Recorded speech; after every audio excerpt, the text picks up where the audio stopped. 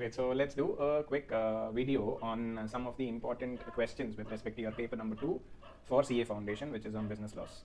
Now, there are certain chapters which should be given a higher weightage, so I'll just tell you and please make a note of it. Think of the Contract Act, Indian Contract Act, roughly assume there is 20 marks weightage to that. Then comes your acts like Sale of Goods Act, Partnership Act, you have the Companies Act, which will roughly average around 10 to 15 marks.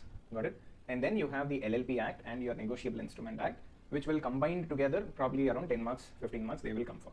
Got it? So this is how your preparation should be. Focus on Indian Contract Act, then you focus on the Sale of Goods, Partnership Act and Companies Act.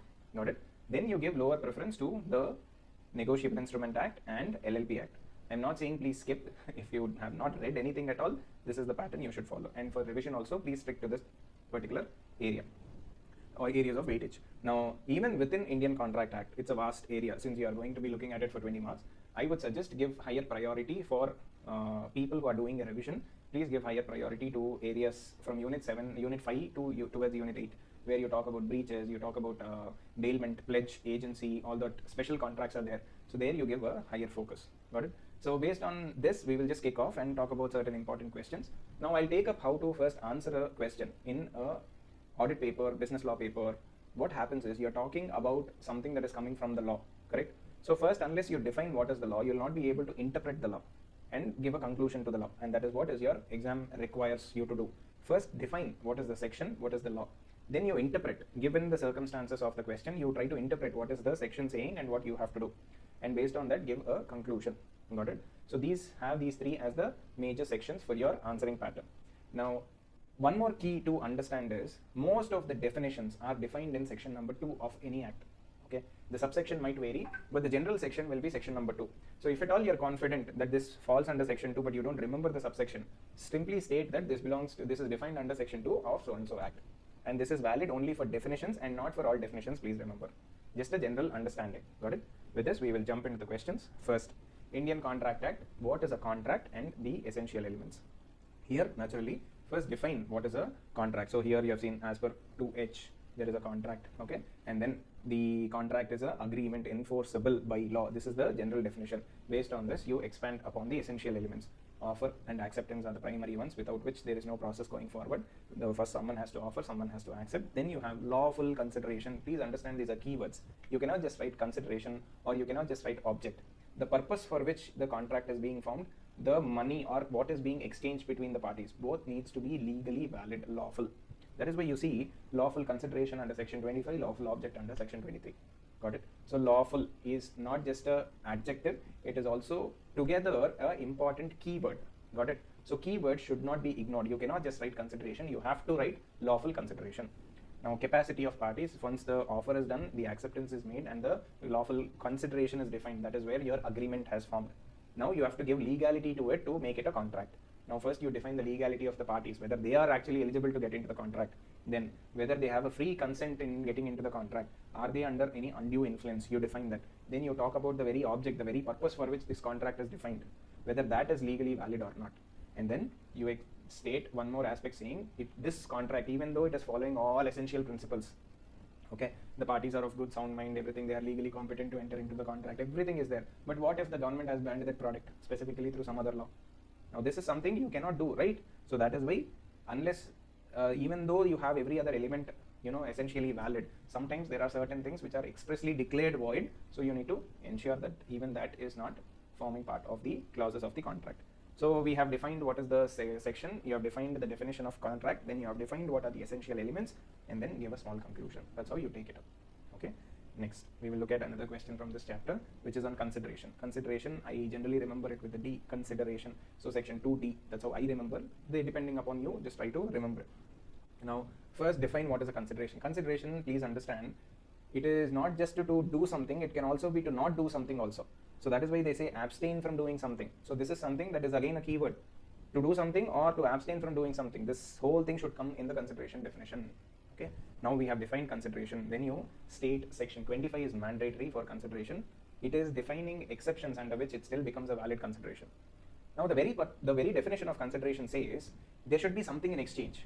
Now what if I don't want anything in return? I'm just giving some fruits to somebody. Okay, I don't want anything in return. Now can this not be considered a legal contract? So this is where the law comes in and defines certain exceptions. I'm giving my land away freely to my siblings. Now, I'm just doing out of love and affection, so they are eligible to receive it without any consideration. They don't have to pay anything to me, because then the very purpose of this relation gets defeated. Okay, so then I say that I don't want anything, you just keep the land. Now what is happening? I'm exchanging a legally valid asset without any consideration. So what is happening? It essentially becomes invalid, void ab initio.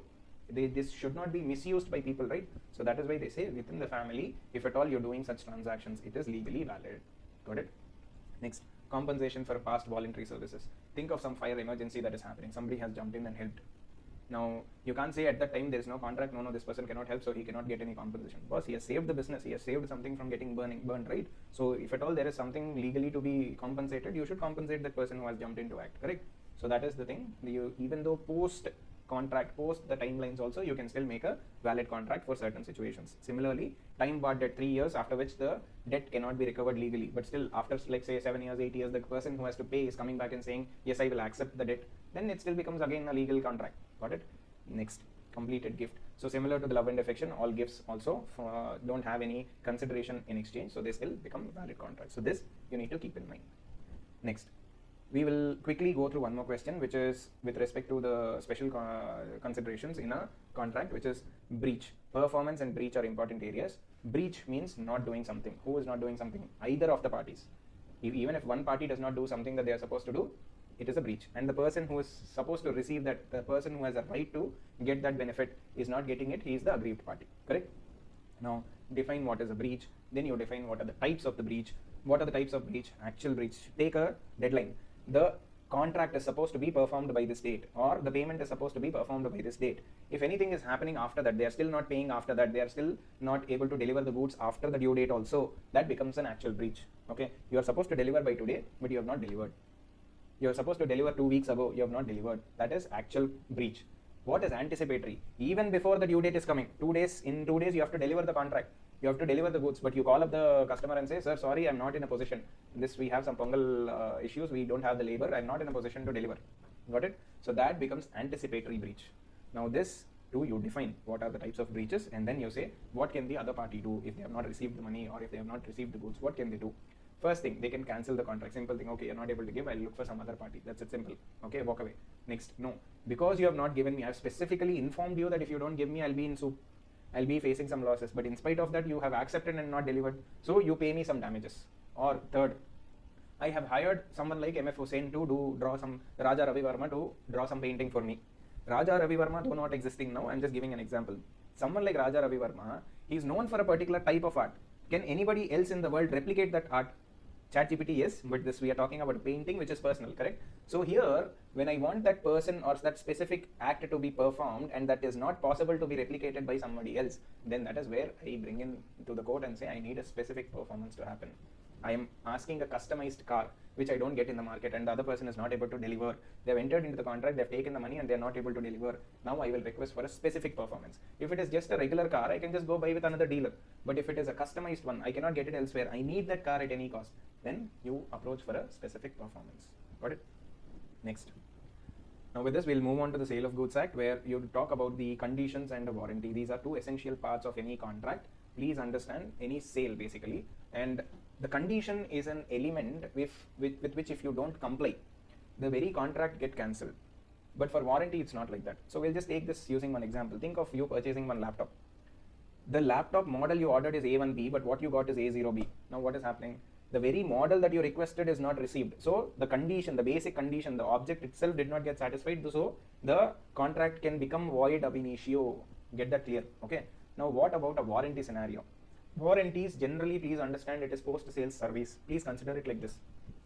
Anything that happens after the sale, okay, the conditions are all valid, but something goes wrong after the sale, all such conditions are covered under the scope of the warranty. I have delivered A1B as you requested, but for some reason the camera is not working.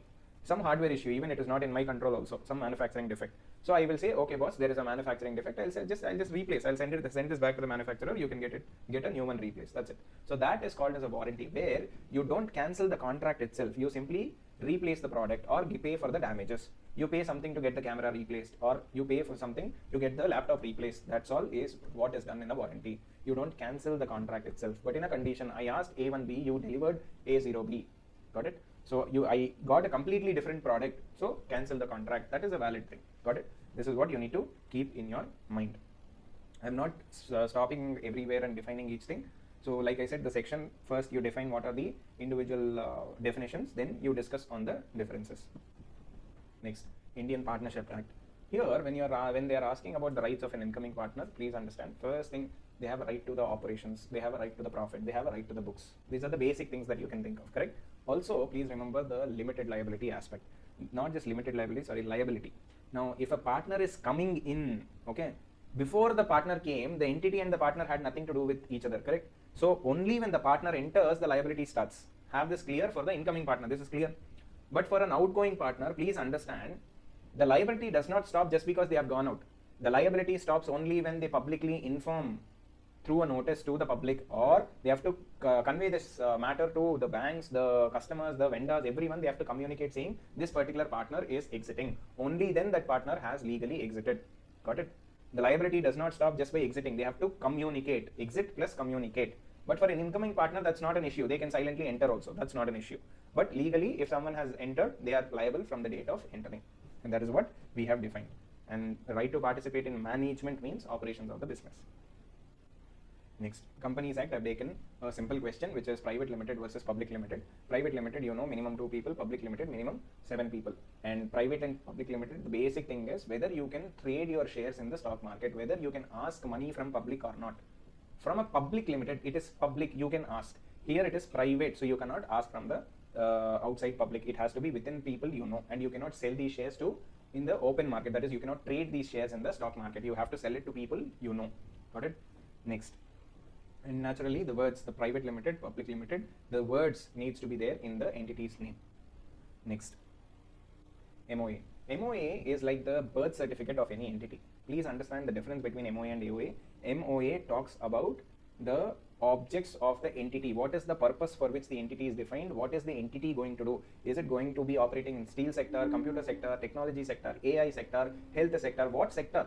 Okay, even if it is in that sector, what are they going to do? Trading? Are they going to do wholesale? Are they going to do retail? Are they going to do B2C, B2B, B2G? What exactly they are going to do? The entity related details you define in the MOA. The people who operate are there, right? The shareholders, the directors, their details you define in the AOA, and you define the rights for them. What can a director do? What can a director not do? What can a shareholder do? What a shareholder cannot do? What an employee can do? What an employee cannot do? The people who operate the entity, their rights and obligations are defined in AOA. The entity's rights and obligations are defined in MOA. Got it? So that is what it's the name. First you tell them what is the entity's name, then their address, office address. Then you have the object for which it is being formed. What are they going to do? Then the liability, what is, whether they are a limited liability company, unlimited liability company, for profit, not for profit. Then capital, how much share capital they are going to bring in, what is the authorized capital, what is the paid up capital. Next, association, who are the people who are coming together, and whether they have given the consent to create this particular entity or not. Got it? Next, we have Negotiable Instrument Act. Here, please have a clarity on the terms very carefully. We are talking about a payee. If at all you are confused, think of the alternate party. Payer, payee, payer. Payer, you know what is the meaning. Payer means person who has to pay. So naturally, payee becomes the person who has to receive the money, correct? So if at all he was supposed to receive the check, the money from the check, but he is not receiving it, what are the remedies that they have? So the last aspect we were discussing on the payee and what are their rights if at all a check gets dishonored. What happens is when the check gets dishonored, they are legally eligible. They have a legal right to receive the funds, right? So what are the remedies they have in that case? First, represent. The other party might say, please, I don't have the money now. Please represent after 2 days. Or if at all the other party is not responding, you decide to go ahead with the case. The first thing is issue a legal notice within 30 days of dishonor. Then you go for the further action. If they don't respond to that within the 30 days, then you go ahead with the court filing. Now court, you can either file a civil case or a criminal case. If it is, generally what happens is if it is a company or commercial transaction and a high value transaction, it is by default a criminal case. If it is smaller amounts, even though commercial, if it is smaller amounts, or if it is just a personal transaction, generally it tends to go into civil matters.